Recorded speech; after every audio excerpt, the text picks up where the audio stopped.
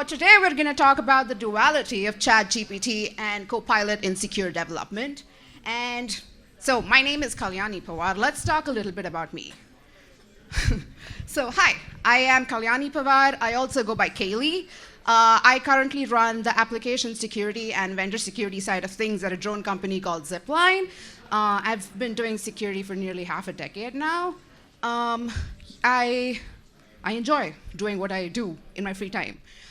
All the opinions throughout all these slides are mine. I'm not representing my employer in any way. This is my Twitter or X handle. I don't post a lot, but I promise everything that I learned, all the prompts that we're talking about today, I'm going to talk about them on the Twitter soon. Things that I do outside of my work, I do review talks that get submitted to Grace Hoppers and AppSec Village every year at DEF CON. So that's about me.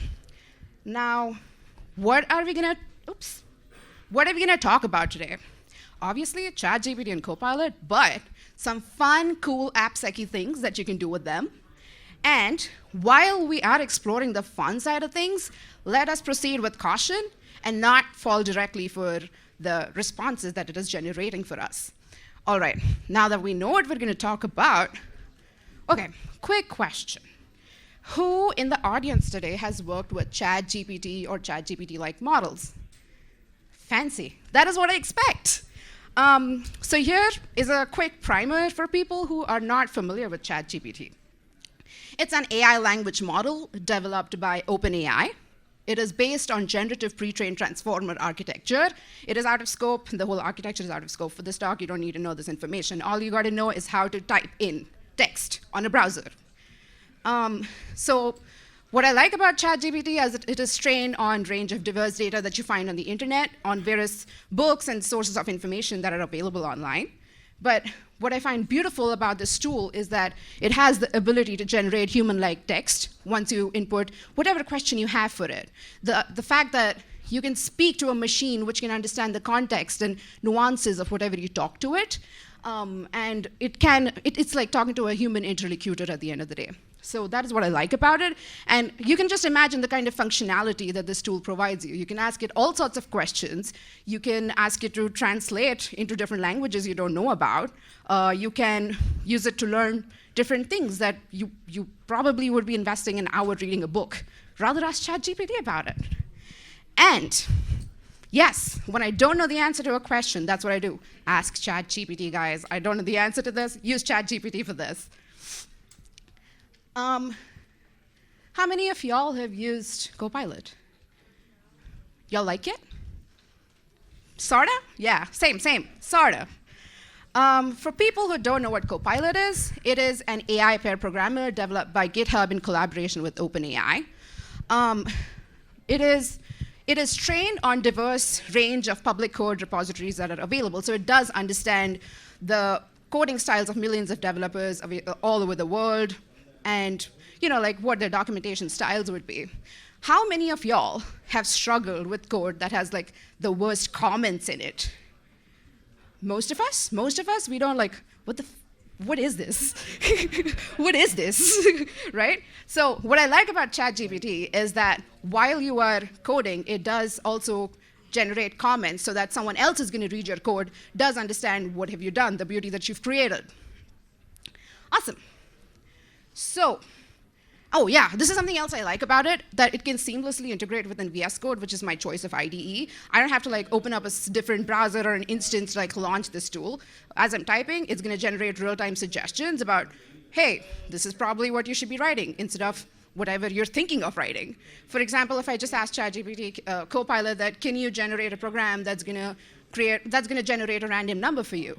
It would just, bam, you just press tap, and it writes the whole program for you. So, now that we know what Copilot is, I want to talk about the problems that the unsung heroes of our community face, application security engineers. What is the problem?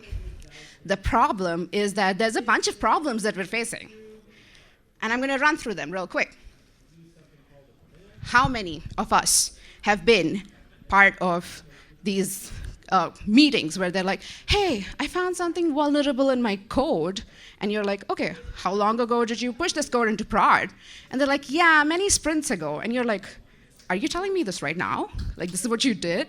So I understand with advent of DevOps and Agile, we are shipping and deploying code at 100 miles an hour, which is amazing.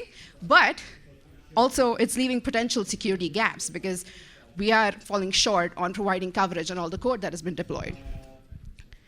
Second, lack of security education. According to dark reading, about half of the developers, 48% of the developers, lack security education. They simply develop code keeping functionality in mind and completely ignore the security aspect of it. So you're pushing insecure code full of vulnerabilities from the get-go. That is another pressing issue that we're facing. The resource constraints. Were you at Tanya Janka's talk earlier this week? Any hands? OK. So she was talking about, I'm sure, OK, raise your hands, OK? How many times have you been in an organization where there's like 200 developers and only one AppSec engineer supporting them? Unsung heroes, I tell you. Yeah, so security teams are usually smaller in size, and it's getting difficult to literally review every line of code that is generated by your organization. So what do you do to combat this?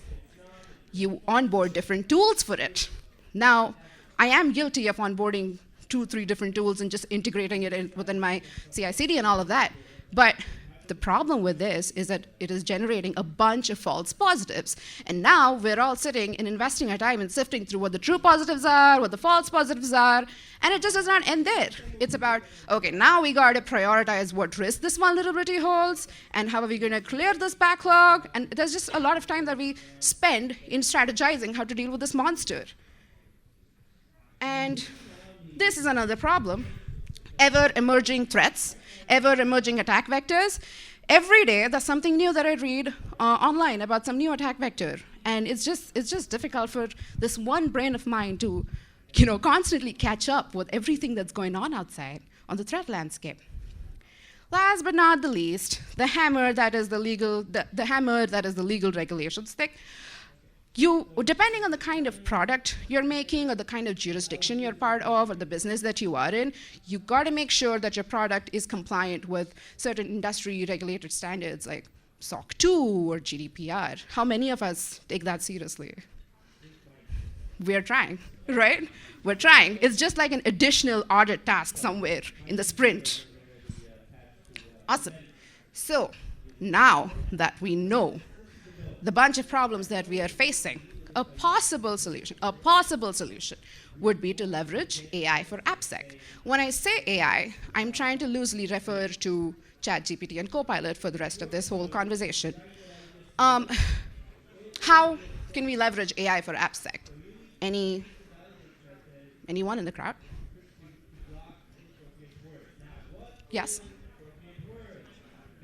Training, yes. Anyone else? Yes, perfect, bang on. Anyone else? Exactly, yes. So a couple applications here. You can ask ChatGPT, like, hey, this is my code. Tell me what's vulnerable in it, and how can I fix this? You can also go like, hey, Copilot, I'm generating this code right now. Can you give me secure coding suggestions about how this whole code is supposed to go? You can also be like, also for like a developer especially, they can go like, hey, what is Heartbleed vulnerability? Explain to me in simple terms. They ask this question to ChatGPT, and they don't have to go through like a bunch of web pages to understand what Heartbleed is, right? So there's certain applications to it. Now, what I see on the bright side for this is that how many times do you see yourself context switching? Like one moment you're doing API security, one moment you're threat modeling, next moment you're source code reviewing. How many times does that happen to you in a day? All the time, right? This context switching is leading to burnout on the team. I feel like a hamster on a wheel all the time because I'm constantly switching into like different projects all the time because it comes down to that 200 developers being supported by this one AppSec engineer. So why not use these tools a little bit? Why not hack the game a little? So Now that we spoke about what about this approach, why this approach? Because here are certain reasons I think we should think this approach should be fit. One is efficiency. Since these tools use machine learning, they have the ability to generate speedy outcomes. It is instructional. Since it has the ability, ChatGPT has the ability to have like a conversation with you, you can ask it questions and you can learn new things from it. Scalability. They can handle complex tasks and large volumes of data with little human attention. Automation, the fact that I can seamlessly integrate Copilot within my IDE. I feel that brings some amount of convenience. And ease of use, the fact that I can just open up a browser and go like chat open AI and then just ask a bunch of questions to the tool. The fact that it is easy to use and user-friendly, that is what appeals to me. So these are some reasons why this approach might be deemed fit. So now that we've done the what and the why, we should do the how, right? Let's dive into some fun AppSec things that we got to do. This is what y'all are here for, I guess, right? So for the sake of time and convenience, I'm going to try to keep it to simple examples. But if you're open to, if you want to know more about other research that I've done on this, feel free to reach out to me. OK, first application is vulnerability identification and remediation with ChatGPT. I have broken this down into a number of steps and how you can do it. One, you input your code, obvious. Whatever script that you want to check if it is vulnerable or not, you input your code. Then you engineer a prompt. When you're engineering a prompt, you ask for, you're straightforward. It's a straightforward process. You ask for vulnerabilities and remediations for whatever this vulnerability might be. You assess the response. Do not just copy, paste anything that ChatGPT gives you, please. For the love of God, do not. Assess response. Validate the recommended fixes that they have given you. Test and review. Do not, please, do not just copy, paste, and push it to prod. Please. OK. So here is a prompt for you. And whoever gets the vulnerability right, I have some stickers to share. OK. So, and please raise your hand. So what is the vulnerable code here? And the prompt that I've given ChatGPT is that, hey, is this code vulnerable to what? And please suggest what the remediation for this is. Guesses, guesses. Buffer overflow. Thank you, thank you. Please meet me after so I can give you the sticker. OK. So ChatGPT identifies two issues with it. One, that there is an incorrect assignment here, that it should have been, the string 2 should have been assigned as an array or a pointer. Second, it does understand that there's a vulnerable function in there that is string copy, right? The secure form of doing the same thing is to use something like string copy, which is the remediation it suggests next. So it does fix the code in a certain way. First, it says it adjusts the size of your source buffer to destination buffer and says 15, because you see string 2 has ABCD till N, right? Those are 15 characters. So it adjusts the size of string 1. Then it does the correct character assignment, variable assignment. Then it uses the correct, more secure form of the string copy. It uses string copy, which checks on the size of the buffer. And then it also ensures null termination. So now, clear how this thing works, right? This is a straightforward process. Now let's see where it goes wrong. Who can guess the code? What's vulnerable? Yes? SQL injection, thank you. So this is SQL injection. Now I'm giving it a certain background, okay? I'm like, hey, we have 3 metrics which we're going to use to calculate the severity risk score. 1, how easy it is to exploit this vulnerability. 2, where does this sit? How hostile is my threat environment? 3, what is the impact that is going to happen if I exploit this vulnerability? And we're going to give it score between 0 to 10. And we calculate the severity risk by adding all those 3 and divide them by 3. Then I give it additional context that, hey, this is used to fetch username information on a public-facing website. And is this program vulnerable to what? Help me calculate the severity risk for this. Beautiful. It identifies, it's SQL injection. So kudos on that. But this is where my problem lies. It says ease of exploit development is 10, because, hey, there's so many resources online to find this, how to exploit this. Hostility, it's a public-facing website, let's give it a score 10. Impact, you can modify the database, you can get whatever sorts of secrets, user data and all of that, so 10. But what I see is it depends on the context of your application. What if there are certain guardrails on your public-facing website? What if the database isn't actually bringing out that kind of sensitive username information? These scores vary depending on the context of your application. Depending on the guardrails I've given my public-facing website, I would have given hostility score 8 or 9. So that it does, one thing I want to point out here is that the more clear you are with your questions, the more context you give ChatGPT, the better is the quality of the output or the response it generates. But again, do not blindly trust it. Trust but verify. The second application I want to talk about is secure coding suggestions with Copilot. Why I like this is because I'm writing a function, and I can be like, help me, give it a suggestion, like, help me write this in a secure fashion. And then it'll give me all these different secure coding suggestions to do this. Again, breaking it down into steps. First, obviously, write your code. Then, while you're writing your code, Copilot is going to give you real-time coding suggestions about what you should be typing next. You assess the code that is generated by Copilot. Again, do not blindly believe. If you want to change your prompt, you can refine your prompt. And then, lastly, review and test. Why I say refine the prompt is because sometimes, again, looping back, the more context you give, the better output it's going to generate. Hence, refine your prompts.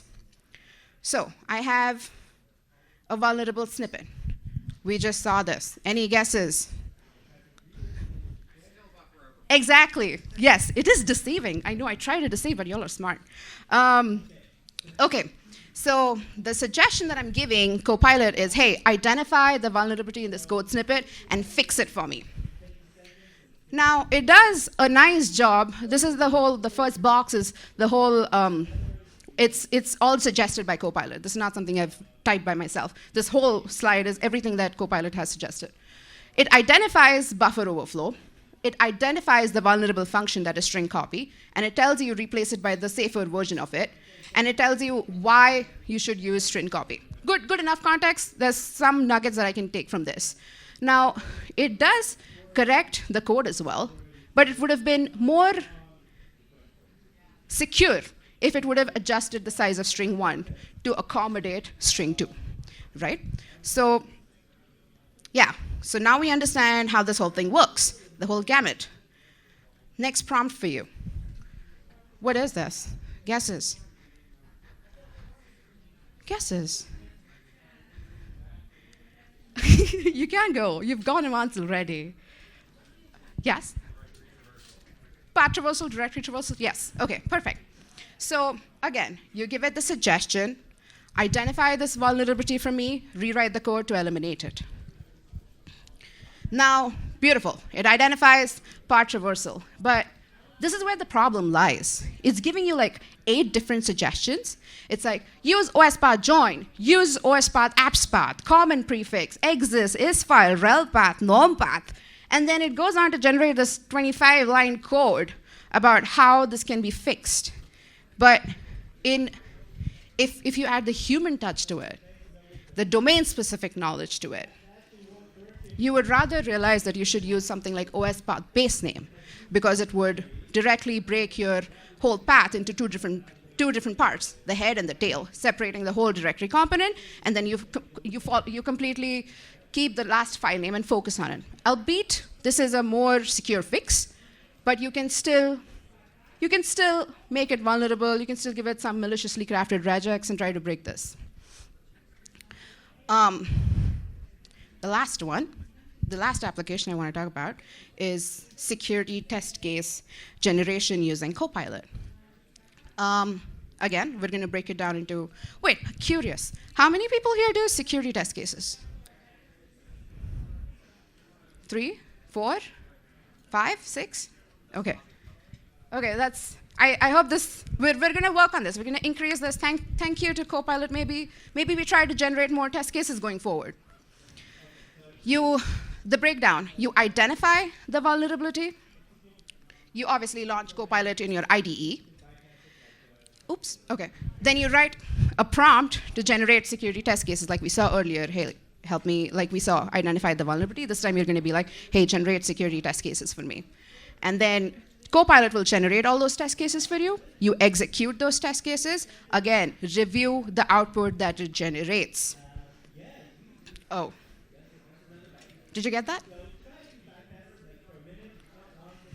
Okay. Snippet 1.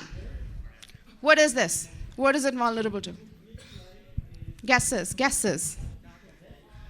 Not buffer overflow. Integer overflow. Perfect. So this is a Python program.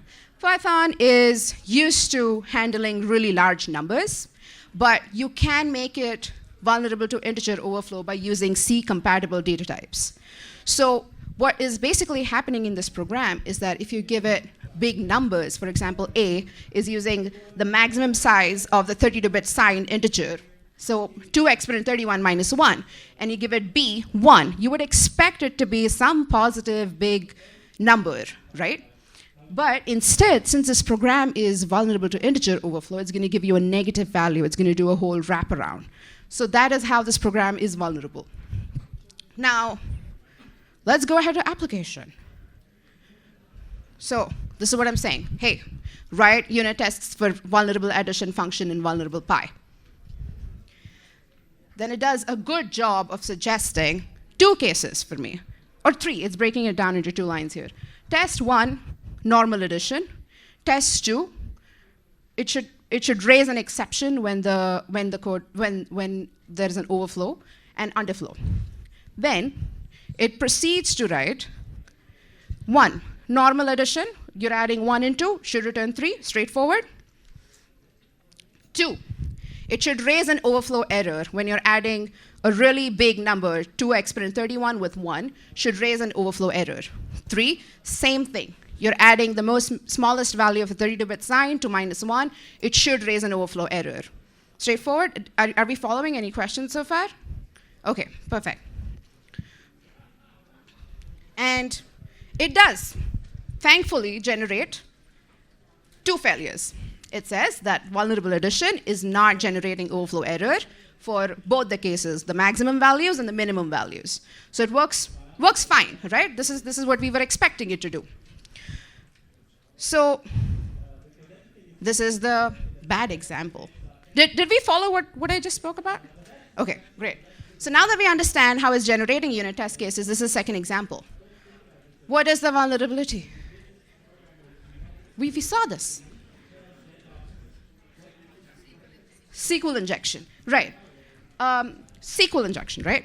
So now I go ahead and tell it, generate security-focused test cases for me for the previous function. And then it does this thing. It does this really weird thing. 1, it looks, hey, is this generating, is when I enter the correct username, is it rendering, when I enter the correct combination for the username and password, is it a success? And if I go for a non-existent user, is it going to raise an is none, right? But it is completely ignoring the SQL injection. A good addition would have been this, right? Give it a maliciously crafted input, right? It completely ignores the fact that there is SQL injection in here, right? So these are the only 2 test cases it generates. Okay, so now we've seen security-focused test cases.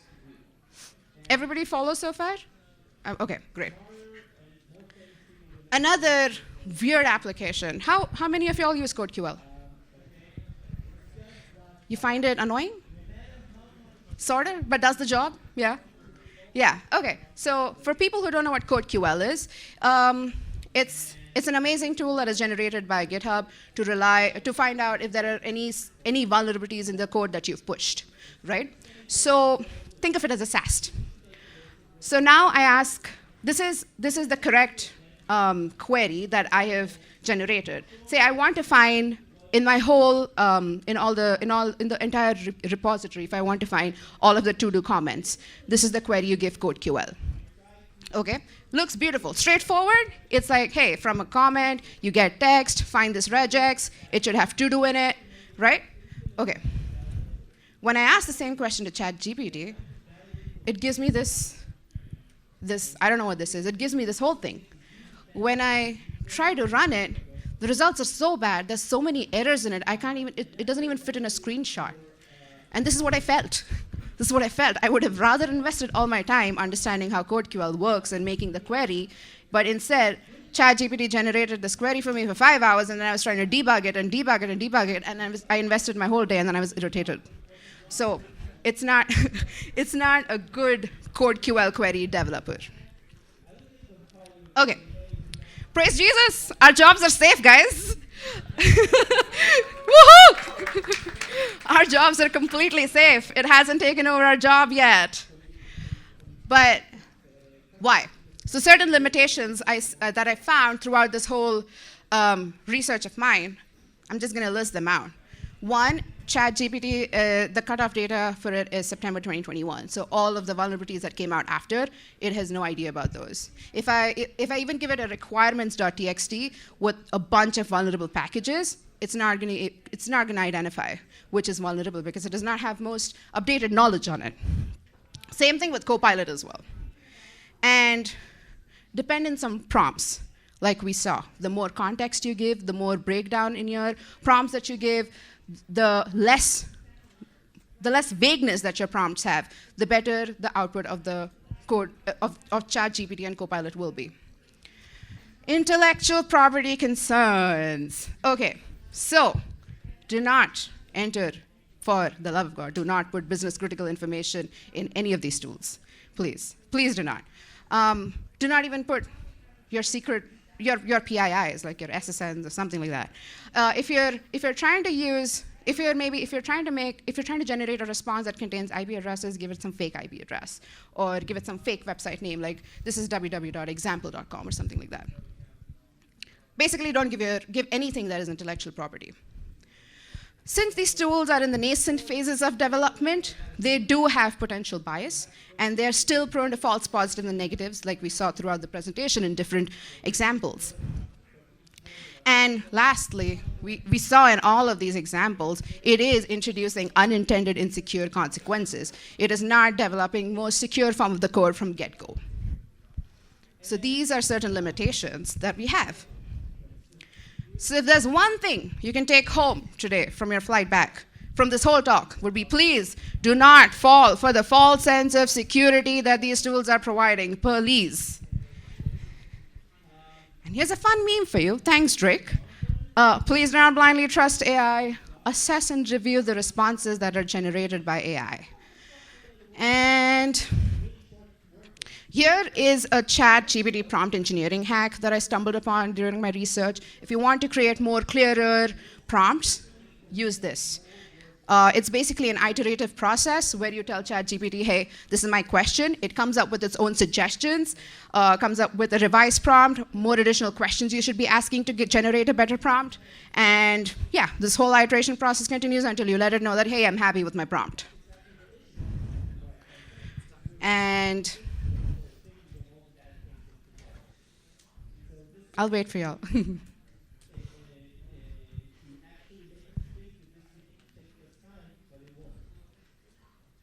Okay.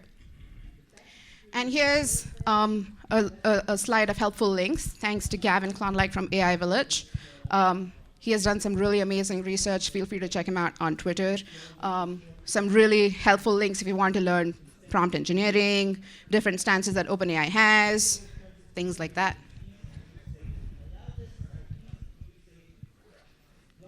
And, okay. And that's it. Thank you.